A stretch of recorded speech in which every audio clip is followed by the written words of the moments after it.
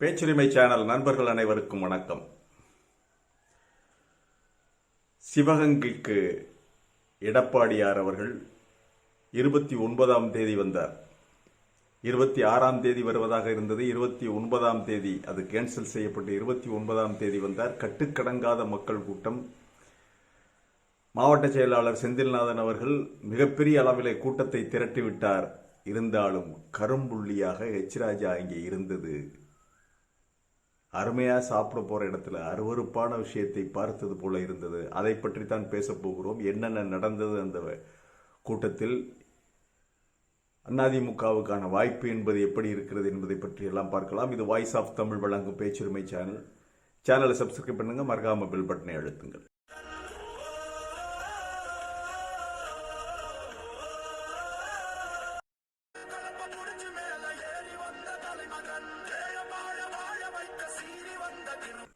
இருபத்தி 9ஆம் தேதி எடப்பாடி வருகிறார் என்று சிவகங்கை மாவட்டம் முழுவதுமே களை கட்டியது. ஆங்காங்கே சிதறி கிடக்கின்ற திசை மாறி போன அஇஅதிமுக தொண்டர்களை திரட்டி வருவதிலே வெற்றி பெற்று விட்டார் திரு செந்தில்நாதன் என்பதைத்தான் நாம் சொல்லியாக வேண்டும். மிகப்பெரிய அளவிலே கூட்டத்தை கூட்டி எடப்பாடியாருடைய மனதிலே இடம் பிடித்து விட்டார். இருந்தாலும் அந்த ஹெச் ராஜா எதுக்கு அதில் வர்றாரு? எடப்பாடியோட பக்கத்தில் நிற்கிறாரு. என்ன மாவட்ட செயலாளரா? மாவட்ட செயலாளர் செந்தில்நாதன் நிற்கிறாரு. ஒன்றிய செயலாளர்களை காணவில்லை. ஆனால் ஹெச் ராஜா நிற்கிறார். எடப்பாடி என்ன பரோல்ல வந்த கைதி ஐயா? கண்காணிப்பு கேமராவா இது? ஹெச் ராஜா என்பது ஒரு கண்காணிப்பு கேமராவா? உளவாளியா? பாரதிய ஜனதா கட்சி என்ன நினைத்துக் கொண்டிருக்கிறது அதிமுகவை பற்றி? ஆனால் அந்த அதிமுகவினுடைய கட்டுக்கடங்காத மக்கள் வெள்ளத்தை பார்த்து அரண்டு போயிட்டாரியா அந்த ஹெச் ராஜா. மிரண்டு போய்விட்டார், அரண்டு போய்விட்டார். எக்கு தப்பா ஏதாவது பேசி இருந்தாரு எடப்பாடி, என்னை கண்காணிக்கிறதுக்கு இந்த மாதிரி இந்த ஆளு அனுப்பியிருக்காங்கன்னு எலும்பு கூட மிஞ்சி இருக்காது. அந்த அளவிற்கு திரண்டது, மக்கள் கூட்டம் திரண்டிருந்தது. ரோட் ஷோ என்று சொல்லப்படுகின்ற 2 இடத்துல பேசினார். ரோட் ஷோன்னு இல்லை, சொல்ல முடியாது. சிவகங்கை பேருந்து நிலையத்திலும் பேசிவிட்டு அங்கிருந்து ஊர்வலமாக சென்று அம்பேத்கர் சிலைக்கு பக்கத்திலே இருக்கின்ற பெரிய முன்னாள் முதல்வர் ஜெயலலிதா அவர்கள் வந்த அந்த பெரிய மைதானத்தில் மிகப்பெரிய கூட்டம் நடந்தது. அவர் வரும்பொழுது இரவு 9-10 மணி ஆகிவிட்டது. அதுவரை கூட்டம் கலையவில்லை. மிகப்பெரிய அளவில் கூட்டம் இருந்தது. இந்த கூட்டத்தை எல்லாம் பார்த்திருப்பார் நடிகர் விஜய் அவர்கள். அரசியல் என்பது கிள்ளுக்கீரை இல்லை தம்பி. இன்றைய நிலையில் அரசியல் என்பது கிள்ளுக்கீரை அல்ல. அதிமுக என்ற ஒரு மாபெரும் இயக்கம் தன்னால் மக்கள் வெள்ளத்தை திரட்ட முடியும், மக்கள் கூட்டத்தை திரட்ட முடியும் என்று மீண்டும் ஒரு முறை நிரூபித்து விட்டது. எடப்பாடியாருக்கு மக்கள் செல்வாக்கு இருக்கிறதா இல்லையா என்பது ஒரு பக்கம். ஆனால் அந்த கட்டமைப்பு அவரிடம் விஸ்வரூபம் எடுத்து விட்டது. அந்த கட்டமைப்பு அவர் மீண்டு வந்து விட்டது அவரிடம். கிட்டத்தட்ட மாவட்டத்தில் இருக்கின்ற சிதறி கிடந்த, அதாவது எடப்பாடி இந்த கழகத்தின் இந்த பிரச்சனைகள் சிக்கல்களை பார்த்து மனம் விரும்பி போயிருந்த தொண்டர்கள் எல்லோருமே திரும்பி விட்டார்கள் என்றுதான் சொல்ல வேண்டும். லோக்கல் நிர்வாகிகள் எல்லோருமே வந்திருந்தார்கள். அந்த அரண்மனை வாசல்ல இருந்து பஸ் ஸ்டாண்ட் முழுவதும், இந்த பகுதி முழுவதும் மக்கள் வெள்ளமாக இருந்தது. போய் சேர முடியும். நிறைய இடங்கள்ல டிராபிக் ஆகி அங்கங்கே சிவகங்கைக்குள் வருகின்ற பஸ், வேன் மற்ற இதுகளையெல்லாம் மறிச்சு போட்டாங்க, போக விடல போலீஸ். அந்த அளவுக்கு மக்கள் கூட்டம், மிகப்பெரிய கூட்டம். எடப்பாடியார் பேசினார், ஆட்சிக்கு வந்தால் என்னென்ன செய்வோம் என்று. அதைவிட முக்கியமான ஒரு விஷயம், அவர் போலீஸ் கஸ்டடியிலே இறந்த, போலீஸ் லாக்கப்பிலே இறந்த அஜித்குமார், தம்பி அஜித்குமார் வீட்டுக்கு சென்று 5 லட்சம் ரூபாய் அவர் உதவித்தொகையாக கொடுத்துவிட்டு, உண்மையான குற்றவாளி தண்டிக்கப்படுவதில்லை, அதிமுக உறுதியாக இருக்கிறது, நிச்சயம் அஜித்குமார் குடும்பத்திற்கு நீதி கிடைக்க செய்வோம் என்று அங்கே உறுதிமொழி அளித்து விட்டு வந்தார். அதன் பிறகு பெரிய பொதுக்கூட்டம் நடந்தது. 2 இடத்துலையும் பேசினார். நாம் என்ன சொல்லுகிறோம் என்றால், இந்த ஹெச் ராஜா எதற்காக? கண்காணிப்பதற்காக வந்தாரா? ராஜாவுக்கு என்ன வேலை? திமுகவில் சேர்ந்துட்டாரா? இவனுக்கு ஒன்றும் புரியலையா? இவங்களுக்கு தான் தெரியாது பேப்பர் படிக்கிறது, நியூஸ் படிக்கிறது அதிமுக தொண்டனுக்கு. நமக்கு வேண்டுமானால் தெரியும் ராஜா யார் என்று. யாரோ கட்சியில புதுசா சேர்ந்த ஆள் போல இருக்கு, எடப்பாடி அவனுக்கு பதவி கொடுத்து கூட்டிகிட்டு வந்திருக்காரு அப்படின்னு சொல்லி நினைக்கிறாங்க. இந்த லட்சணத்துல தான் ராஜா இருக்காரு. பாரதிய ஜனதா கட்சி இருக்கிறது. திரண்ட கூட்டத்தை பார்த்து அந்த ஆள் முகத்தை பார்க்கணுமே, அடையிலையா? நம்மளும் தான் நம்ம மோடியை கூட்டிகிட்டு வர்றான், அமித்ஷாவை கூட்டிகிட்டு வர்றான், கடந்து கத்துறான், மணல்ல கடந்து புரள்றான் பல வருஷமா. இவ்வளவு பெரிய கூட்டத்தை கூட்டுகின்ற இது ஒரு வசதி நமக்கு இல்லையே என்ற ஒரு ஆத்திரம் அவருடைய கண்களிலே தெரிந்தது. முகம் இருண்டு போயிருந்தது, கண்ணங்கரேர்னு அவர் இருண்டு போயிருந்தது முகம். ராஜா முகத்தில் ஆடவில்லை என்றுதான் சொல்ல வேண்டும். சரி, இந்த கூட்டம், திரண்ட கூட்டம் எதை காட்டுகிறதுனா,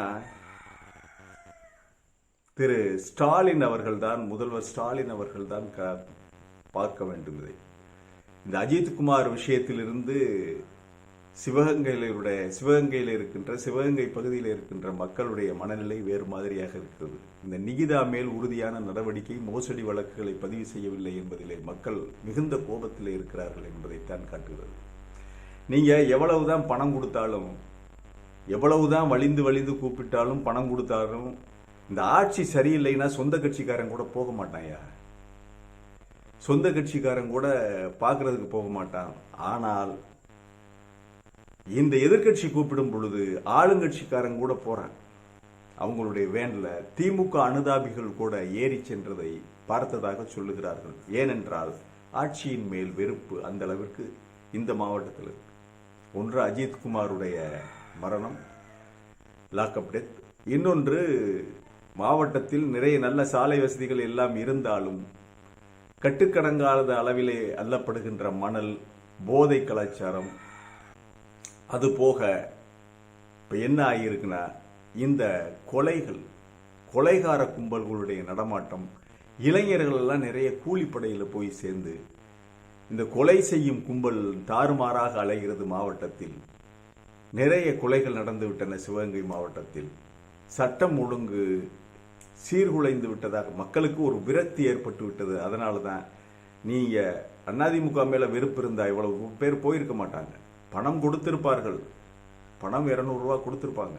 இருந்தாலும் அந்த கட்சி மேலே நம்பிக்கை அந்த கட்சி மேல் நம்பிக்கை இல்லை என்றால், எடப்பாடி மேல் ஒரு ஆர்வம் இல்லை என்றால் யாரும் போக மாட்டாங்க. அதுதான் விஷயம்.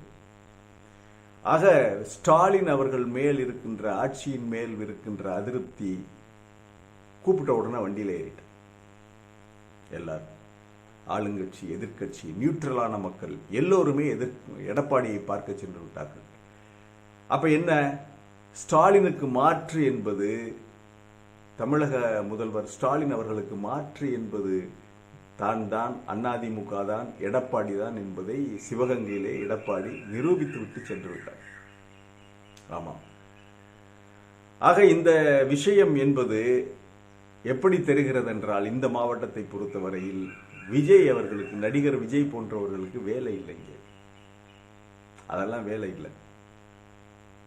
வேறு மாவட்டங்களில் செல்வாக்கு இருந்தால் பார்க்கலாமே ஒழிய, நடிகர் விஜய் அவர்களுடைய தாவைக்கா கட்சி அதெல்லாம் ஒரு இந்த கோமாளி கும்பல் மாதிரி ஆகி போயிடுச்சு. ஜோக்கர் சீட் மாதிரி. அவர்களுக்கு இந்த மாவட்டத்தில் இவ்வளவு பெரிய மக்கள் வெள்ளத்தை, இவ்வளவு பெரிய இதை திரட்ட முடியாது. ஏன்னா அதிருப்தி அடைந்திருக்கிற மக்கள் மிகச் சரியாக, மிக ஈஸியாக, எளிதாக சூஸ் பண்ற இடம் அது அதிமுக தான், எடப்பாடி தான் என்பதை, ஆளுங்கட்சியின் மேல் அதிருப்தி அடைந்திருக்க மக்கள், அவர்களுக்கு ஒரு எதிர்ப்பக்கம், ஒரு உறுதியான ஒரு எதிர்கட்சி வேண்டும். அந்த கட்சி அதிமுக தான், எடப்பாடி தான் என்பதை சிவகங்கையிலே அந்த கட்சி நிரூபித்து விட்டது. எடப்பாடியாரும் நிரூபித்து விட்டார். மற்றபடி இந்த வண்டியில ஏறி பக்கத்துல ஏதோ ஒன்றிய செயலாளர் மாதிரி வந்துகிட்டு இருக்காரு மாவட்டத்தில். நம்மை பொறுத்தவரையில் எடப்பாடியை தங்களுடைய கண்காணிப்பு வளையத்தில் வைத்திருக்க வேண்டும். என்ன பேசுகிறார் என்று டெல்லி தலைமைக்கு அந்த விஷயங்களை எல்லாம் அனுப்ப வேண்டும் என்பதற்காக எடப்பாடியினுடைய ஒவ்வொரு அசைவையும் யார் யாரை சந்திக்கிறார் என்பதையும் கண்காணித்து சொல்ல வேண்டும் என்பதற்காக பாஜக அனுப்பியிருக்கின்ற ஒற்றன் தான், உளவாளி தான் இந்த எச் ராஜா, வேற யாரும் இல்லை. ஒற்றன் உளவாளி தான் எச் ராஜா. எங்கேயாவது நீங்க ஒற்றன் உளவாளி, நீங்க வேவு பார்க்க வந்திருக்கீங்கிறது தெரிஞ்சா அதிமுக காரன்ட்டா மாட்டினீங்க, அப்புறம் பீஸா போயிருவீங்க. அவ்வளவுதான். இப்படியெல்லாம் ஒரு சூழ்நிலை கைதியாக எடப்பாடி வைக்கப்பட்டிருக்கிறார். கண்காணிக்கிறது பாரதிய ஜனதா கட்சி. என்ன நீ வட்டிக்கு கொடுத்துருக்கியா? போற இடமெல்லாம் போற உன்னே நீ எதுக்கு வேண்டல ஏற்ற? அதிமுக வேண்டல. கூட்டணி கட்சி என்றால் தனியாகத்தானே பிரச்சாரம் பண்ணுவாங்க. இல்ல இந்த தொகுதியினுடைய வேட்பாளர் அறிவிச்சாச்சா? எதுக்கியா ஹெச் ராஜா இந்த வண்டியில ஏறிக்கிட்டு பக்கத்தில் வர்றாரு? இதை அதிமுக தொண்டர்களும் மக்களும் கேட்க ஆரம்பித்து விட்டார்கள். ஒரு நல்ல விருந்து, அந்த விருந்துல நரகள் இருந்தா எப்படி இருக்கு? அப்படித்தான் ஆகிப்போச்சு அந்த கூட்டம். கட்டுக்கடங்காத மக்கள் வெள்ளத்துக்கு ஹெச் ராஜாவை தெரியாது, ஆனால் நமக்கு தெரியும். முதல்வர் ஸ்டாலின் அவர்களே, நாங்கள் ஒன்றும் ஆட்சியிலே பங்கு கொடுப்பதற்கு ஏமாளிகள் அல்லன்னு என்றைக்கு சொன்னாரோ எடப்பாடி, அன்றையிலிருந்து எடப்பாடிக்கு எஸ்கார்ட் போட்டு அனுப்பியிருக்காங்க. ஒவ்வொரு மாவட்டத்துக்கும் போகும்போது அந்தந்த மாவட்டத்தில் அந்தந்த பாரதிய ஜனதா கட்சிக்காரங்க வந்து வண்டியில் ஏறிக்கிறாங்க. இது எங்கே போய் முடியுமோ, எலும்பு மிஞ்சுமா, சட்டை கிழியுமா என்பதையெல்லாம் போக போக பார்ப்போம். இந்த கூட்டணி எந்த அளவிற்கு சேதமடைகிறதோ, இந்த கூட்டணி பிஜேபி கூட்டணி எந்த அளவிற்கு சேதமடைகிறதோ, எங்கேயாவது ஒரு இடத்துல அடிச்சு சட்டையை கழிச்சு விட்டான்னா கூட்டணி உடைஞ்சு போயிடும். அதனால் எந்த அளவிற்கு சேதமடைகிறதோ அந்த அளவிற்கு அதிமுகவுக்கு வெற்றி வாய்ப்பு உள்ளது.